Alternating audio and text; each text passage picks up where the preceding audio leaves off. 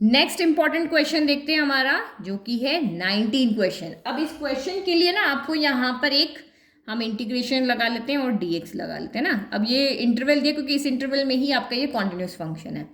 तो यहाँ पे देखो आपको एक फॉर्मूला याद हो तो sine inverse x plus cos inverse x कितना होता है, पाई बाय 2 होता है। तो देखो नीचे प्लस है, ऊपर क्या है, माइनस है, तो डिनोमिनेटर तो आपका सीधा का सीधा यहाँ पे क्या बन गया, पाई बाय 2 बन गया। समझ में आ रहा है ना कैसे हम यहाँ पर इसको लिख रहे हैं। तो यहाँ पे समझ में आ गया भाई। न्यूमरेटर में भी, अच्छा न्यूमरेटर में भी हम क्या करते हैं, साइन इनवर्स एक्स से कॉस इनवर्स एक्स से किसी एक में चेंज कर लेते हैं, या तो इसको साइन इनवर्स में चेंज कर लो या इसको कॉस इनवर्स में। तो जो पीछे आंसर दिया हुआ है वो साइन के अंदर है, तो मैं इस कॉस को यहाँ पे चेंज कर लेती हूँ ना। तो डिनोमिनेटर में वैल्यू रख रहे हैं, न्यूमरेटर में इससे चेंज कर रहे हैं।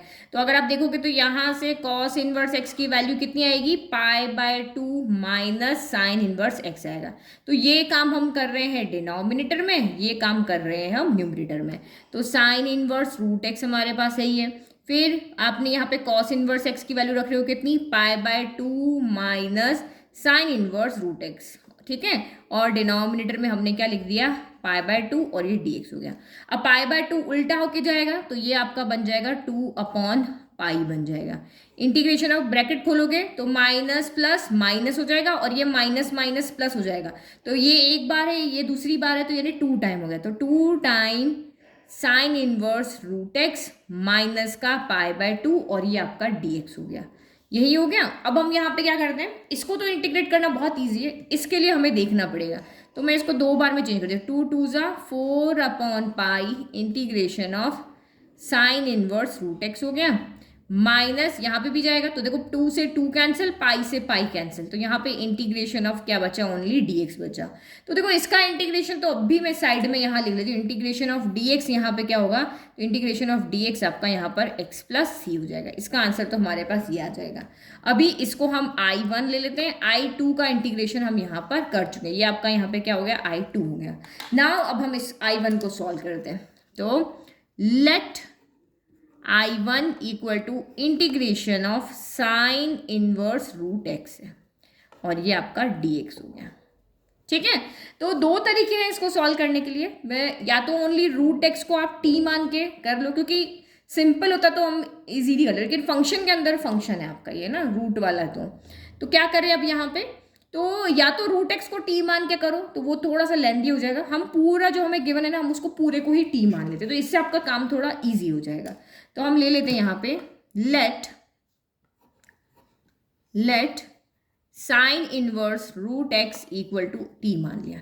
तो हमें क्या चाहिए होता है, एक्चुअल में हमें यहाँ से dx की वैल्यू निकालनी होती है, तो इधर हम ओनली x रखते हैं, बाकी सबको इधर भेज देते हैं। तो रूट एक्स इक्वल टू कितना हो जाएगा आपका, साइन इनवर्स इधर आके साइन हो जाएगा, और यहाँ x की पावर 1/2 है तो ये उधर जाके स्क्वायर बन जाएगा। तो x equal to sine square T हो गया, क्योंकि हमें किसकी वैल्यू चाहिए, dx की। तो जब भी इसे उल्टा सीधा कोई फंक्शन आप मानते हो तो इधर लेफ्ट में हमेशा x को ही लेकर आओ, फिर उसको सॉल्व करके x लेकर आओ। नाउ अब आप इसको यहाँ पे डिफ्रेंशिएट करो विथ रेस्पेक्ट टू t पे।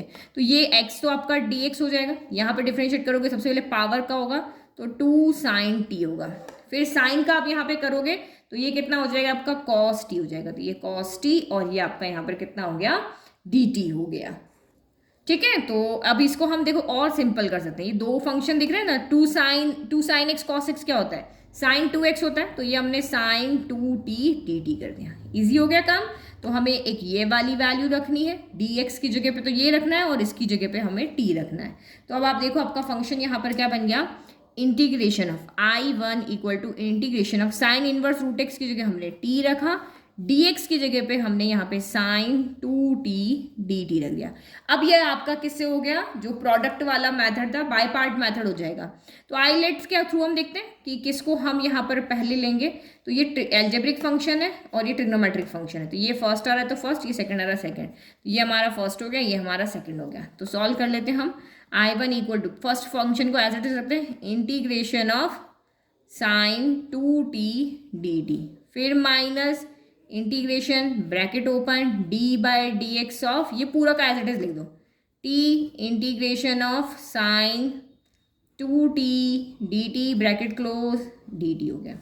सॉल्व कर लेते हैं। ठीक है, I one equal to T, integration of sine कितना होता है, तो इंटीग्रेशन ऑफ साइन होता है माइनस का कॉस, तो माइनस तो हम आगे लेके चले गए, माइनस का कॉस 2t अपन 2t का डिफरेंशिएशन कितना होता है 2 होगा, तो उससे हम डिवाइड करेंगे, फिर माइनस।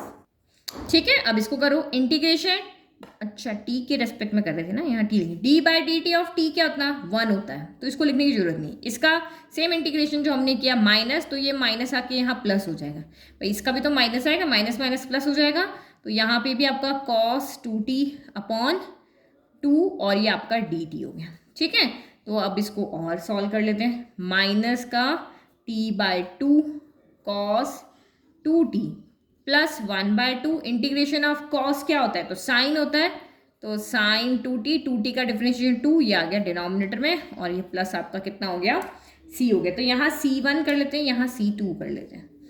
अब आपको यहाँ पे क्या करना होता है, वापस हमें t की वैल्यू रखनी होगी।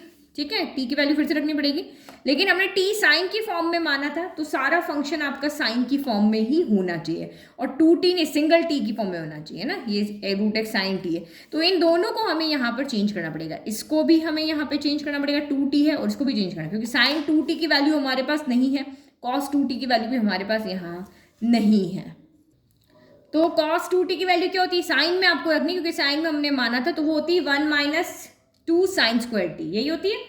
यहाँ साइड में लिख लेती हूँ ताकि आपको ध्यान रहे कि कॉस 2 थीटा में साइन वाला फॉर्मूला होता है 1 माइनस 2 साइन स्क्वायर थीटा, यही होता है, और साइन 2t की तो अभी आपने ऊपर भी देखी थी, 2 साइन 2 थीटा लिख दें, तो ये क्या होती है 2 साइन थीटा कॉस थीटा होती है। अब हमें इस कॉस थीटा को फिर से चेंज करना पड़ेगा, तो cos square theta plus sine square theta कितना होता है 1, तो यहाँ से कॉस थीटा की वैल्यू कितनी होगी 1 माइनस साइन स्क्वायर थीटा, और इसका जो होल स्क्वायर दे रहा के रूट आ गया, तो ये तीन वैल्यू हम यहाँ पर रखेंगे, तो I1 इक्वल टू माइनस का t बाई 2 कॉस 2t की रखेंगे 1 माइनस 2 साइन स्क्वायर t, फिर प्लस ये 2 जहाँ मल्टीप्लाई कर 1/4 हो गया, 2 sine t cos t plus c2 हो गया, तो इस कॉस को भी फिर से चेंज करना पड़ेगा। अब देखो इस 2 से ये 4 कैंसिल हो गया 2 टाइम, तो I1 इक्वल टू माइनस का t by 2 1 minus 2 sine square t plus 1/2 sine t cos t की जगह क्या लिखेंगे under root of 1 minus sine square t plus c। अब आप यहाँ पे चाहो तो वैल्यू लिख सकते हो, क्योंकि हम सब सॉल्व कर चुके हैं। t की वैल्यू कितनी थी, तो साइन इनवर्स रूट एक्स थी, तो यहाँ पे लिख लेते हैं। ठीक है, अब इसको आगे और सॉल्व करना पड़ेगा, तो मैं यहाँ नहीं रखती हूँ वैल्यू, दूसरे पेज पे ही रखती हूँ, तो मैंने लास्ट टर्म फिर से इस पेज पे लिख दी, जो हम वैल्यू रखने वाली ना वो टर्म मैंने एज इट इज लिखी। अब आप वैल्यू रखो, वैल्यू हमें यहाँ से रखनी है, t की वैल्यू कितनी है, तो यहाँ से आपकी t की वैल्यू है साइन इनवर्स रूट एक्स है, तो माइनस का sine inverse root X upon आपका 2 हो गया, फिर 1 माइनस 2 साइन t की वैल्यू कितनी रूट एक्स, तो यहाँ पे आपका रूट एक्स का स्क्वायर यानी कि ओनली कितना आएगा x आएगा। भाई इसके लिए मैं यहाँ नीचे लिखते हुए जाती हूँ ना, फिर जब आप नोट्स देखोगे ना तब आपको बहुत कन्फ्यूजन होने वाला है, तो मैं इस कलर से लिख लेती हूँ। यहाँ पे हम वैल्यू रखेंगे तो वो क्या आएगा रूट एक्स का होल स्क्वायर आएगा, तो रूट एक्स का होल स्क्वायर यहाँ पे क्या हो जाएगा x बन जाएगा। ठीक है, फिर साइन t की वैल्यू अगेन आपकी यहाँ पर क्या है, तो ये आपकी रूट एक्स है, और ये रूट क्या है 1 minus again sine square t की वैल्यू कितनी है x है, डिवाइड बाय 2 प्लस आपका c है। ठीक है, तो इसको थोड़ा सा अरेंज करके लिख लेते हैं, तो I1 इक्वल टू इसको कांस्टेंट को एक लिख देते हैं 1 माइनस 2x अपॉन 2, माइनस का साइन है ये साइन इनवर्स रूट एक्स हो गया। अब ये भी रूट में ये भी रूट में, तो हम इसको इस तरह से लिख सकते हैं, दोनों को रूट में एक साथ लिख सकते हैं, इस तरह से लिया बाय 2 प्लस c हो गया। अभी नेगेटिव का साइन हम अंदर ले आते हैं और इजी बना लेते हैं, तो जो पॉजिटिव है जो नेगेटिव है पॉजिटिव, पॉजिटिव आपका नेगेटिव बन जाएगा, divided by 2 sine inverse root X हो गया, और प्लस यहाँ x को मल्टीप्लाई कर दो, तो यहाँ तक नहीं यहाँ तक 2 बाहर है रूट के ना, तो ये हो जाएगा x minus x square divide by 2 plus आपका c हो गया, c2 चल रहा था ना। तो नाउ अब answer, now i equal to कितना हो जाएगा I1 माइनस I2 था हमारा, I1 माइनस I2, तो यहाँ देखो 4 अपॉन पाई I1 माइनस आपका I2 था, 4 अपॉन पाई तो हमने लिया ही नहीं था ना, तो यहाँ पे देखो 4 अपॉन पाई, इसके इंटीग्रेशन की वैल्यू हमारे पास ये रही, तो रखो 4 अपॉन पाई I1 कितना है 2x minus 1/2 sine inverse root X plus x minus x square by 2 plus c बाद में करेंगे माइनस I2 का इंटीग्रेशन तो हमने यही कर दिया था x है और c1 प्लस c2 मिलके आपका हम कैपिटल C लिख लेते हैं। अब इस 4/π को अंदर लेके जाओ तो 4/π जब यहाँ आएगा तो 4/π 2x minus 1/2 sine inverse root X हो गया, ठीक है। फिर प्लस 4/π यहाँ भी आएगा in root of x minus x square by 2 minus x plus सी।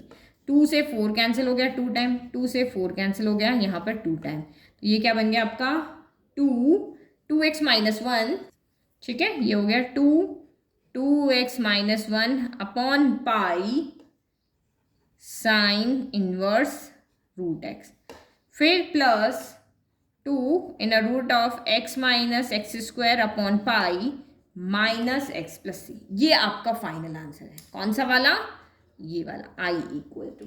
तो आई होप आप समझ गए होंगे कि क्वेश्चन को सही तरीके से लेकर चलने पर आपका सोल्यूशन इजी हो जाता है। ये कुछ भी नहीं था हमारा, ये बाय पार्ट था, तो ये डिफरेंस इंटीग्रेशन जो था वो थोड़ा सा लेंथी हो गया क्योंकि क्वेश्चन में वैल्यू भी रखनी थी, तो वैल्यू रखने के बाद में भी 4 स्टेप हो गए उसको सिंप्लीफाई करने की। अदरवाइज क्वेश्चन में यहाँ पे इतना कुछ भी नहीं था। एक बार आप देख लिया, अब आप उसको बिना दिखाते सॉल्व कर लो, यहीं पे आपका काम हो जाएगा। बस एग्जाम से पहले और प्रैक्टिस कर लेना। तो ये कुछ डिफरेंट टाइप के क्वेश्चन है, वो आपके माइंड में रह जाएंगे कि ये कैसे आपको यहाँ पर करना है। और आपको मैंने कहा था कि root X equal to T लेके भी आप कर सकते हो, तो वो भी आप करना, बट वो क्योंकि उसमें इनवर्स फंक्शन इनवर्स की फॉर्म में रहेगा तो उसको थोड़ा सा इंटीग्रेट करना आपके लिए टफ हो जाएगा, इसलिए इसी मैथड से आप करोगे तो ठीक रहेगा।